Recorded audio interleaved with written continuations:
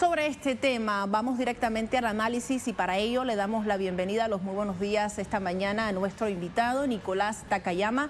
Es magíster en Relaciones Internacionales en Rusia, además estudia actualmente en un doctorado en Economía. Le damos la bienvenida. ¿Cómo está? Gracias por acompañarnos. ¿Cómo estás, Ale? Un gusto saludarla a usted y a sus televidentes. El gusto es nuestro. 7 líderes africanos encabezados por el presidente de Sudáfrica, Cyril Ramaphosa, y su homólogo senegalés, Macky Sall, se reunieron este sábado con el presidente de Rusia, Vladimir Putin. Dicho mandatario además saludó el enfoque equilibrado de los amigos africanos en relación con la crisis ucraniana. De alguna manera el contexto, 10 puntos propone esta propuesta y por supuesto acá queremos comenzar analizando uno de estos puntos. Tiene que ver con garantizar la soberanía de los estados y sus pueblos en conformidad con la Carta de la ONU. ¿Cuál es la importancia de ello en medio de una política completamente injerencista y belicista que defiende Estados Unidos y algunos países de Occidente en relación con Ucrania? Su consideración. Bueno, implicaría primero tener que revisar lo que es la seguridad de todos los países, ¿no? Ningún país debe tener una amenaza frente a sus fronteras. Por otro lado, también está la integridad territorial de lo que tanto lucha Ucrania, ¿no?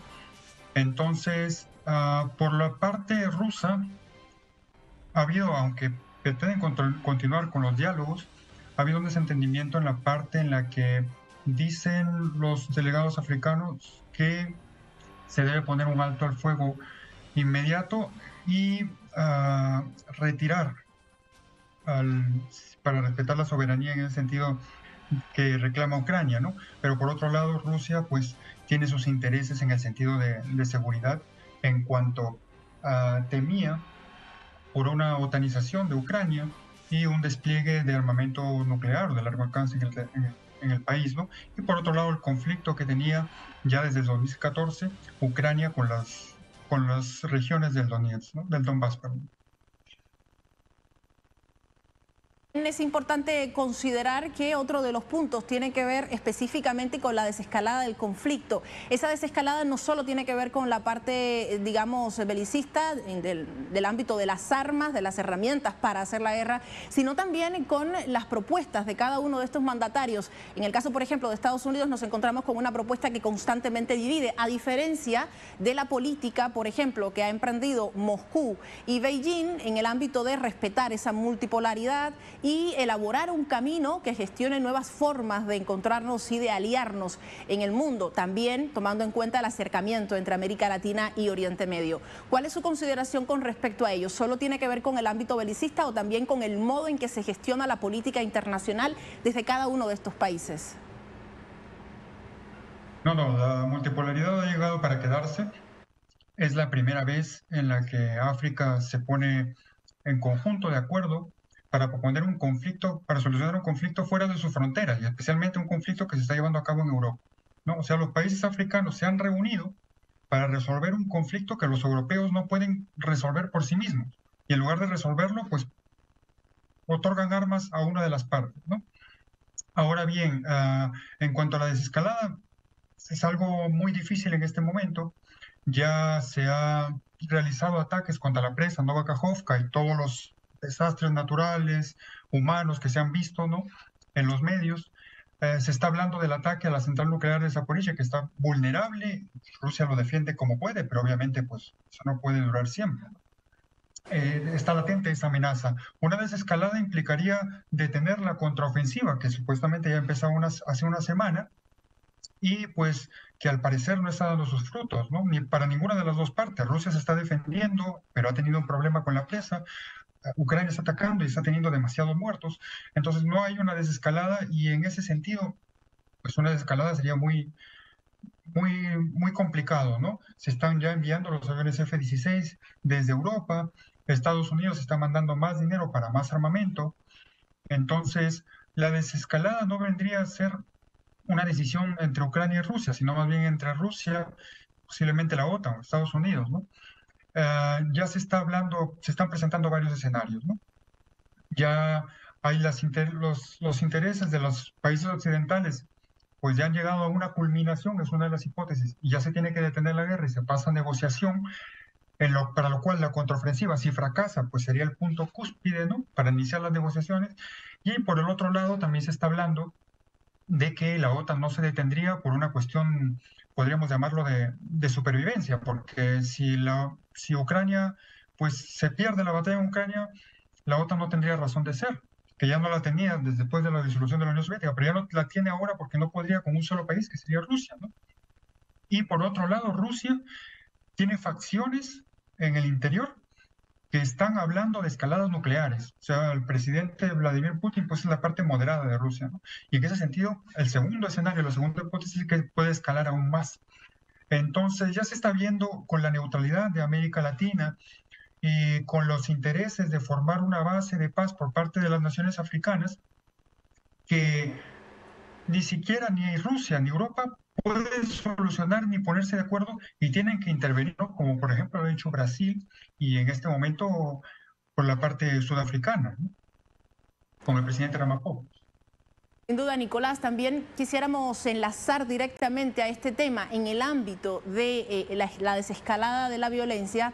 Quisiéramos enlazarlo con el ámbito económico. Sin duda alguna también es un elemento que se ha visto afectado más a otros países que a Rusia, y en ese sentido esta propuesta de paz llega en un contexto muy interesante, en un momento en que tanto América Latina como Medio Oriente y otros países buscan gestar modos económicos de relacionarse independiente del dólar, desdolarizar, decían, como parte del encuentro en San Petersburgo, y por otro lado, en medio de un muestreo que Rusia constantemente hace al mundo en relación con el crecimiento de su economía y la posibilidad de apoyar durante, por ejemplo, la prórroga de este acuerdo del Mar Negro para continuar posibilitando el envío de cereales. En ese sentido, económicamente hablando, ¿cómo podríamos leer esta propuesta de paz que también incluye dentro de los 10 puntos la posibilidad de que se continúe con este acuerdo en el ámbito de los cereales, pero también desde los fertilizantes? ¿Cuál tu lectura? Bueno, definitivamente la culpa de toda la suma de la inflación que se está dando a nivel mundial es por la sanción. O sea, más allá de lo que viene a ser los granos, ¿no? Lo que viene a ser la exportación de granos. La inflación se disparó a nivel mundial, especialmente en Europa, por lo que vienen a ser las sanciones, porque obstaculizar las exportaciones e importaciones de un gigante energético como viene a ser Rusia, obviamente va a tener implicaciones militares, ¿no? En lo que viene a ser en cuestión a los granos, no importa en demasía que se permita la exportación de los granos, porque las autoridades rusas dicen, no tiene sentido, porque la mayor parte de los granos no se van a los países necesitados, no se van a África ni a Latinoamérica, se quedan en los países ricos, especialmente en la Unión Europea, especialmente España, ¿no? Entonces, ¿quiénes son los mayores destinos del grano? África representa un pequeño porcentaje. Se va para China, pero China tiene 1.400 millones de habitantes, ¿no? Casi el 20% de la población mundial. Y después el segundo destino es España, que pues en cuestión de población no es una cantidad representativa. Entonces dicen ellos, por la parte de las autoridades rusas, que aunque se lleve a cabo una distensión y se permita la exportación de granos, como se estaba haciendo los meses anteriores, esos granos finalmente no van a ir a África, ¿no? Se tienen que llevar a cabo otras negociaciones, ya las negociaciones pues definitivas para el fin de conflicto, pero también para el destino de esos granos, ¿no? Porque hay que tener en cuenta de que las armas que se están enviando a Ucrania, el apoyo que se está enviando a Ucrania no es gratis. Se tiene que pagar de alguna forma. Y se está retornando no solamente con lo que viene a ser los granos ucranianos, que en este momento están bloqueados por Rusia, sino también se habla de terrenos, de propiedad de empresas privadas ucranianas, ¿no? La delegación misma encabezada por Sudáfrica, que estuvo en Kiev, estaban dirigiéndose para tener la conversación con Zelensky y supuestamente iniciaron un ataque desde Rusia a las zonas de Kiev donde hubieron explosiones. Y pues regresaron a los delegados al hotel. Los delegados de África no escucharon nada, dijeron que las personas pues, estaban caminando normalmente por las calles y el representante de Ramaphosa, del presidente Ramaphosa, dijo que pues para hacer una desinformación y que los delegados ya estaban preparados para este tipo de gestos, ¿no? Parece que no hay una decisión, no hay una voluntad de poner fin al conflicto parte Zelensky ha dicho, no vamos a ir a negociaciones o no va a haber un plan de paz hasta que Rusia no salga de los territorios, pero tiene que haber negociaciones y tiene que ajustarse también a las nuevas realidades, como dice Rusia, porque ya se han anexado esos territorios. ¿Qué va a pasar con los territorios que en este momento pues están en el intermedio? Se dice que también puede haber un cedimiento de territorios a Polonia. Entonces, por la parte de la Unión Europea, e incluso también por la parte de Rusia, no hay un entendimiento y al parecer una voluntad para llegar a una negociación de paz en este momento.